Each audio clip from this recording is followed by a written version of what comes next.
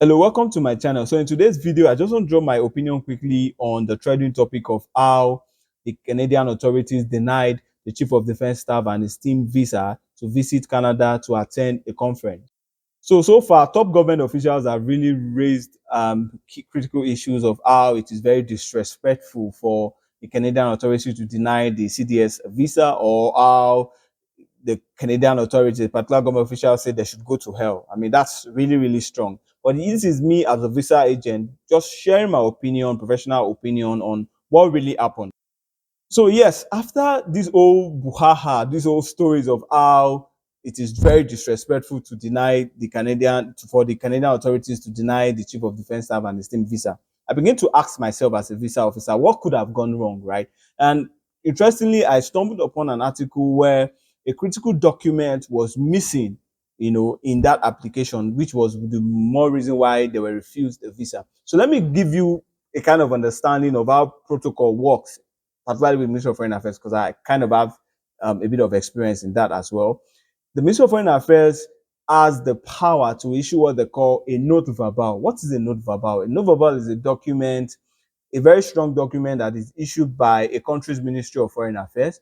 It's more like an official letter, but they call it a note verbal. So that letter, in diplomatic terms, is quite strong, and that letter could actually provide covers for diplomatic immunities, provide covers for access to visas without passing through the right process, or even the letter also validates that such a government official is going on an official assignment and it should be granted the highest possible diplomatic assistance required by the country he or she is visiting. So the note verbal is actually only issued for government officials. But here is the thing.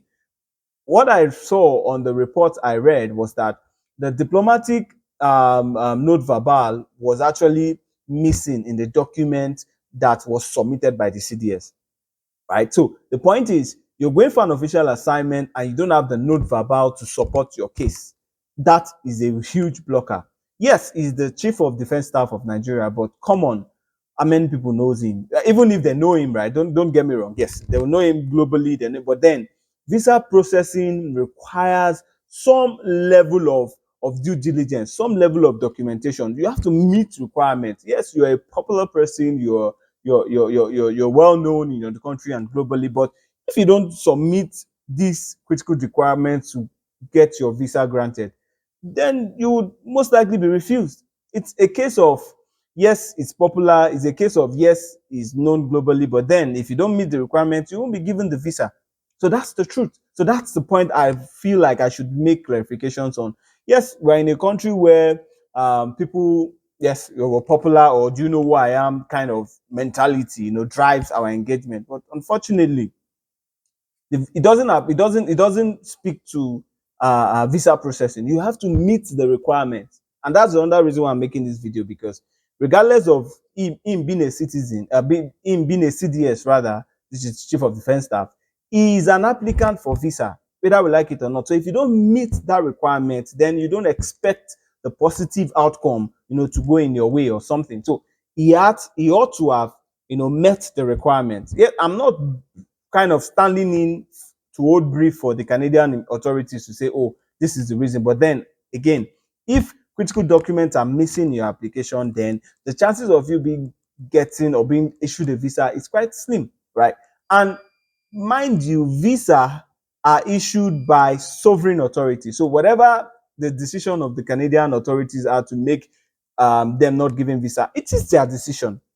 Nigerian visa, as we know, I don't know if you are aware, is also difficult for even foreigners to get. People get refused visas. Even some foreign officials also get refused Nigerian visas. I mean, I can say that for a fact because I have some form of engagement, helping some persons apply for visas from abroad. So they get refused visas. Why? Because if you look at the reasons for refusal, it's clear. It could just be because, oh, primarily for visa on arrival now, it could just be because, oh, they didn't upload certain documents or certain documents were missing in the application, they get refused. So you being a top government official is good, but if you have some documents missing, then they can't give you visa.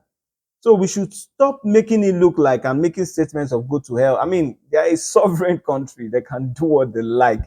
provided you don't meet the requirements. If you meet the requirements and they get you refused, then it's another different story. But we should ensure that when we go for visa applications, we should ensure that due diligence is made. It could be a gap from the protocol officer, no problem, right? But then making it look like as though, yes, they should go to hell or they should, that's really, really too strong, right? It should really, really, really too strong. If he makes a reapplication with the missing note verbal, is definitely going to get the visa.